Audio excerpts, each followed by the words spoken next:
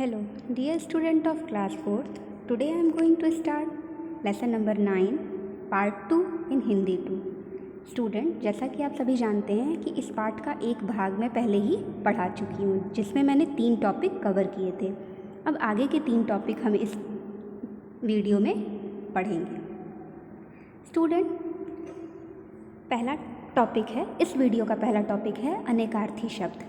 ऐसे शब्द जिनके एक से अधिक अर्थ होते हैं अनेकार्थी शब्द कहलाते हैं. आइए चित्र के माध्यम से समझते हैं. पिताजी ने दादी को शॉल भेंट की. कल मेरी भेंट रोहित से हुई. देखिए, यहाँ पर भेंट का अर्थ है भेंट की, शॉल दी यानी कि उपहार दिया, और यहाँ पे भेंट हुई मतलब कि मुलाकात हुई, जैसा कि आप यहाँ पर देख सकते हैं, लिखा भी हुआ है. आइए अब कुछ अनेकार्थी शब्दों को जान लेते हैं. पत्र. पत्र का अलग अलग 2 अर्थ होता है, पत्ता और चिट्ठी. हार. हार का माला और हारना. फल. खाने वाला फल होता है, जैसे आम, सेब, केला, अमरूद, आप जानते हैं. और दूसरा होता है परिणाम. परिणाम मीन्स आपका जो रिजल्ट आता है वो भी क्या होता है, एक तरह का फल होता है. अंक. अंक मतलब संख्या या गोद. गोद में लेते हैं बच्चों को, उसको अंक भी बोलते हैं.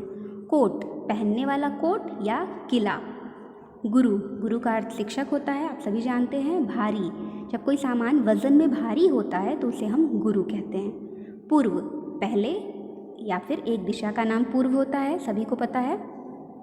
सर. सर का एक अर्थ है सिर, आपका जो शरीर का अंग है, और एक होता है तालाब. ठीक है स्टूडेंट, आइए अब हम एक्सरसाइज करते हैं. रंगीन शब्दों के अर्थ लिखने हैं. पहला है सेब के 2 भाग करो. इस भाग का अर्थ है हिस्सा. दूसरा है गीता भाग रही है. इस भाग का अर्थ है दौड़ना. दूसरा है फल खाने से हम स्वस्थ रहते हैं. इस फल का क्या अर्थ होगा, खाने वाला फल. मेहनत का फल मीठा होता है. इस फल का क्या अर्थ होगा, परिणाम. तीसरा, सूर्य पूर्व से निकलता है.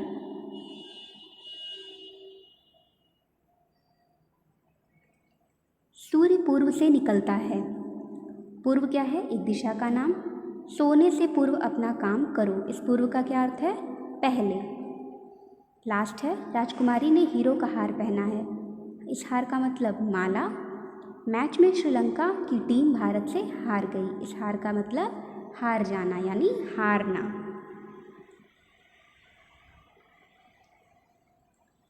अगला है दिए गए शब्दों के अलग अलग अर्थ लिखने हैं. पहला पृष्ठ. पृष्ठ का मतलब पन्ना या पीठ. पीठ आपकी बॉडी पार्ट्स जो है. योग. योग का मतलब जोड़ या फिर ध्यान लगाना, ध्यान.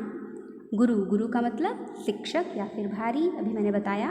वर्ण. वर्ण का मतलब अक्षर, आप पढ़ते हैं ना हिंदी व्याकरण में वर्ण, और उसका मतलब अक्षर, और एक वर्ण का मतलब होता है रंग.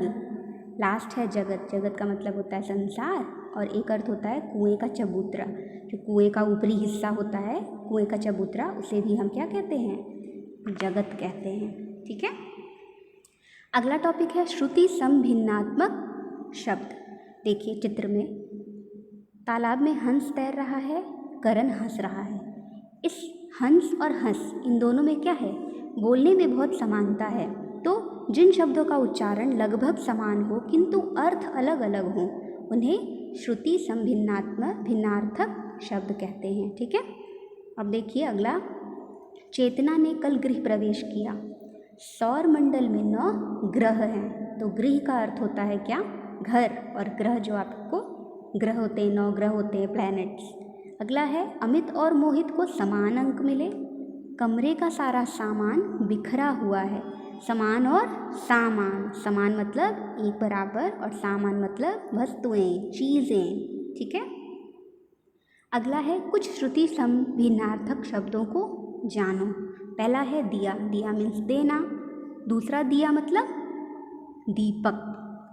अगला शब्द है अन्न. अन्न का मतलब अनाज. अन्य. अन्य का मतलब दूसरा. तीसरा शब्द है नीर. नीर का मतलब पानी. नीड़ का मतलब घोंसला. चौथा शब्द है और. और का मतलब तरफ. और का मतलब तथा. पांचवा है दिवस. दिवस का मतलब दिन का मतलब दिन. पांचवा शब्द है दिन. दिन का मतलब दिवस और दीन का मतलब गरीब। ठीक है स्टूडेंट।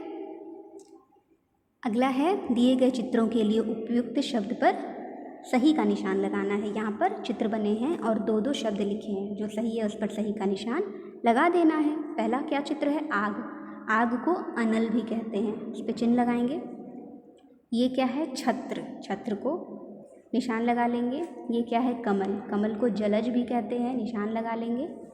ये क्या है? घोंसला। घोंसला को नीड़ कहते हैं। ये है कंकाल। कंकाल पर निशान लगा लेंगे। और ये है पर्वत। पर्वत को नग भी कहते हैं, इस पर भी निशान लगा लेंगे। ठीक है। अगला है सही शब्द से रिक्त स्थान भरने हैं। आपको शब्द दिए हुए हैं, आपको सही शब्द को यहाँ पर भरना है। पहला है मैं इस ओर से जाता हूँ, तुम और तुषार उधर से आओ। दूसरा, रविवार के दिन मेरे घर एक दीन व्यक्ति आया था। तीसरा है मैंने गृह कार्य में मंगल ग्रह का चित्र बनाया। और लास्ट है द्वीप पर बहुत अंधेरा है, दीप तो जलाओ। तो आपने देखा भिन्न भिन्न तरह के अर्थ हैं, उनको बोल रहे हैं हम एक ही तरह से। आपको बोलने में वो एक ही जैसे लगेंगे, सुनने में एक ही जैसे लगेंगे, लेकिन उनका अर्थ कैसा होगा? अलग अलग होगा। अगला है दिए गए श्रुति सम भिन्नार्थक शब्दों से वाक्य बनाना है। इसका अर्थ स्पष्ट हो, ऐसा वाक्य बनेगा कि उससे उसका अर्थ बिल्कुल स्पष्ट हो जाए। पहला है नीर। मुझे नीर चाहिए यानी पानी चाहिए। नीड़, चिड़िया नीड़ में रहती है यानी घोंसले में रहती है। दूसरा नग, हिमालय एक नग का नाम है यानी पर्वत का नाम है। नाग, बिल में काला नाग है, सांप है। तीसरा है कोश, उसने कोश से अर्थ बताया। कोश मतलब शब्दकोश होता है जिसे आप डिक्शनरी बोलते हैं। दूसरा है उसका है अगला शब्द कोश। कोश का मतलब खजाना।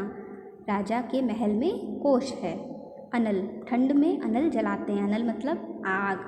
अनिल, पत्ते अनिल से उड़ गए। इस अनिल का मतलब क्या होता है? हवा। ठीक है स्टूडेंट। अब अगले टॉपिक पे चलते हैं, समूहवाची शब्द। ऐसे शब्द जो अलग अलग वस्तुओं या प्राणियों के समूह के लिए प्रचलित हैं, उन्हें समूहवाची शब्द कहते हैं। तो आप चित्र में देख सकते हैं लकड़ियों का गट्ठर और नोटों की गड्डी। ठीक है। आइए कुछ समूहवाची शब्दों को जान लेते हैं। लोगों की भीड़, पशु पक्षियों का या लोगों का झुंड, अंगूरों का, फूलों का, चाबियों का गुच्छा, मित्रों की, गायकों की, कलाकारों की मंडली, कपड़ों का, लकड़ियों का गट्ठर, चींटियों की, गाड़ियों की पंक्ति, सेना की, पुलिस की टुकड़ी, अनाज का या कूड़े का क्या होता है? ढेर होता है। ठीक है स्टूडेंट। अब एक्सरसाइज करते हैं।